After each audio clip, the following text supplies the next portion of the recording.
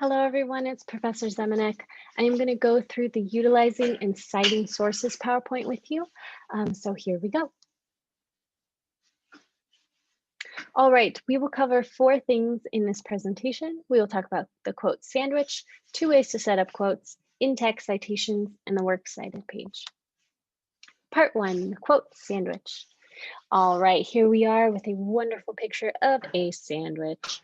Okay, so we are going to talk about how to set up quotes thinking about this picture of a sandwich. So the first thing we can think about is that the top piece of bread is what is our quote setup.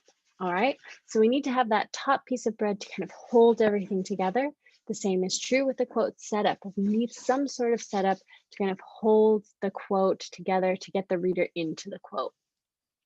The second part is the middle of the sandwich, which is the quote itself. Think about this.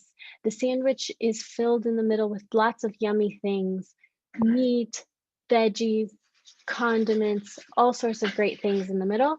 Same with the quote. That's where all of the excitement is going to happen when you do your quote sandwich. Okay? The last piece is the bottom piece of bread, and that is the analysis part of the quote.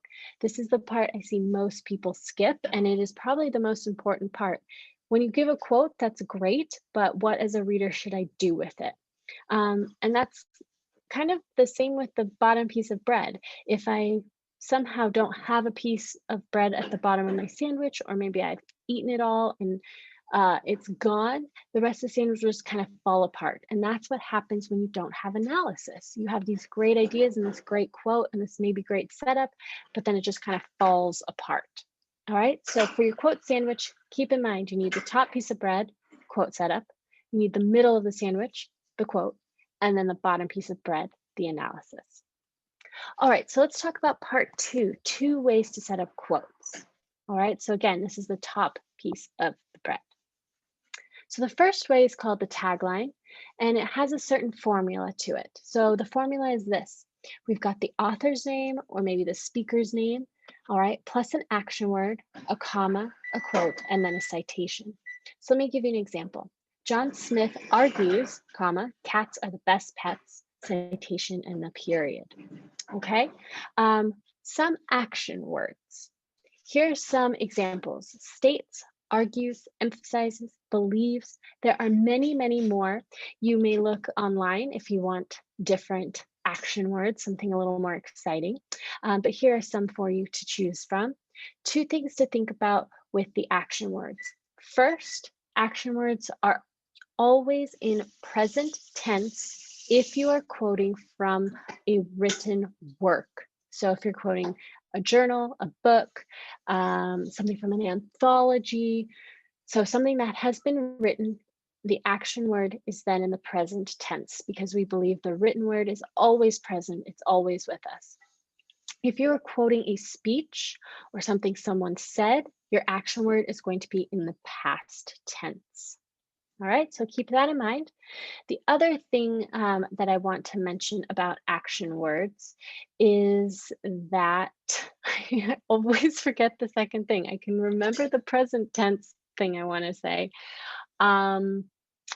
It came back to me, is that you want to use you want to use more than one throughout your essay. It can get very repetitive if you only use like states, for example.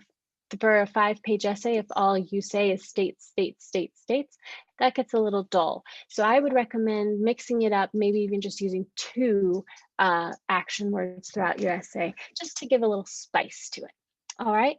So when do you use the tagline? Taglines work great if the quote's simple, if the reader doesn't need much background, if they're going to be able to kind of understand the quote without you needing to kind of help them through it. All right, the second way is with the colon.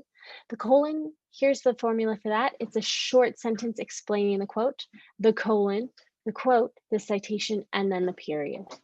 All right, so here's an example.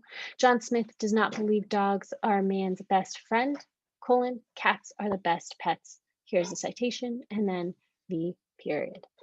So a colon setup works really well if the quote is more complicated and needs some more explanation in order for the reader to understand the context.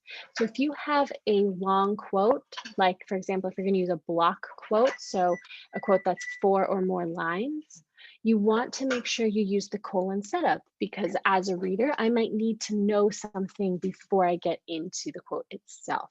A couple things to think about. You want to make sure it's an actually short sentence. You're going to be able to do analysis afterwards. So the short sentence is just meant to help the reader have a little explanation getting yourself into the quote. The second thing to keep in mind is that it should be a sentence. So think about what makes a complete sentence and have all those parts in it. Okay, so the two ways are the tagline and the colon. Part 3, in-text citations. Okay, sometimes in-text citations can get a little complicated, so let's just go through these quickly. So what and how to cite in text. You need to cite paraphrases and you need to cite direct quotes. So if you paraphrase something or you direct quote, they have to have a citation afterwards. So for a paraphrased quote, like it says here, you're going to paraphrase and then you use the author's last name and then the page number. If there is a page number, there might not always be a page number. Okay, and then after the parentheses, your period. Okay, so here's a paraphrase quote, Gladwell, page number 158, and then the period. All right, the same is happening after a direct quote. So we have our direct quote, the last name of the author, and the page number. Oh, there should be a little parentheses right there, and then the punctuation. Okay, so again, last name of the author, page number, if it's there. If the page number is not there, you don't need to put anything else. I've seen a lot of people putting in years or the title of the article, things like that. Don't need it. We just need the author's last name. Something that's important to remember is that the punctuation goes after the parentheses. See, on all 4 of these, it goes after the parentheses, whether you're using a paraphrase or a direct quote. Okay, so again, punctuation after the parentheses. Part 4, your works cited page. All right, so here's an example of a works cited page. As you can see, these are just a bunch of sources that was used in an essay.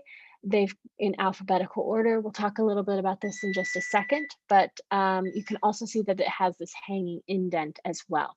So if I were reading an essay and I wanted to know more about a certain source, I could just flip to the works cited page and look how clearly it is to see all of the different sources used in that particular essay. So I'm not going to go through all of these different citation formats. I know you can go ahead and look at them, but here's what we've got. We've got the basic book, so anything written by one author, or maybe 2, as long as it's not an anthology. This is the citation you're going to use. The basic book, we have a citation for the work from an anthology. A website. Now with the website, as you can see, there's a lot of if available qualifiers here.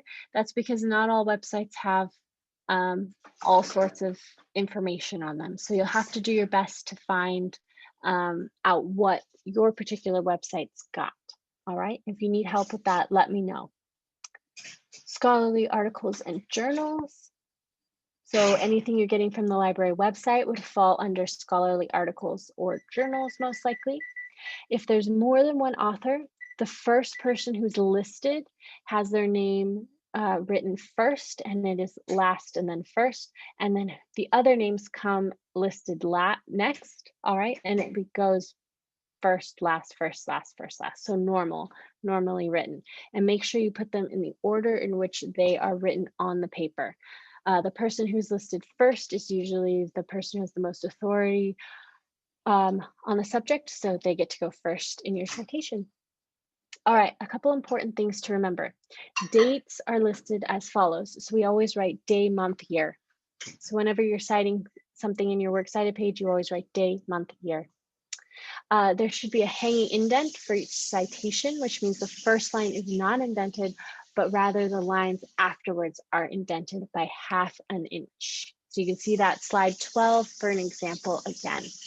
Okay, there's an easy way to do this on Word or Google Docs. You can just kind of go to the paragraph formatting and it'll allow you to use a hanging indent. So if you need help with that, I can show you how to do that. The entries on the works cited must be in alphabetical order, no matter what order they appear in your essay.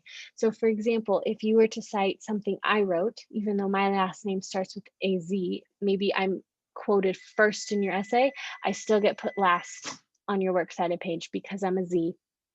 Okay, so no matter where they appear, they've got to go in alphabetical order.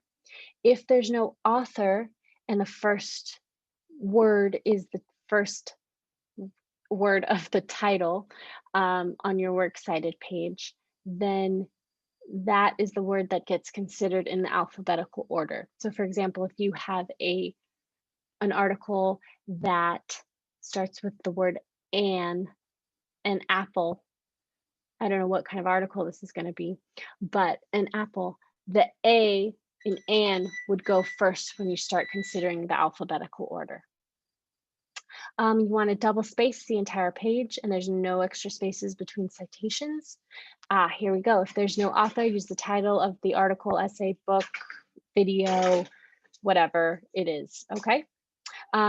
Finally, you can use EasyBib or other generators to start your citations, but you always need to double check your work.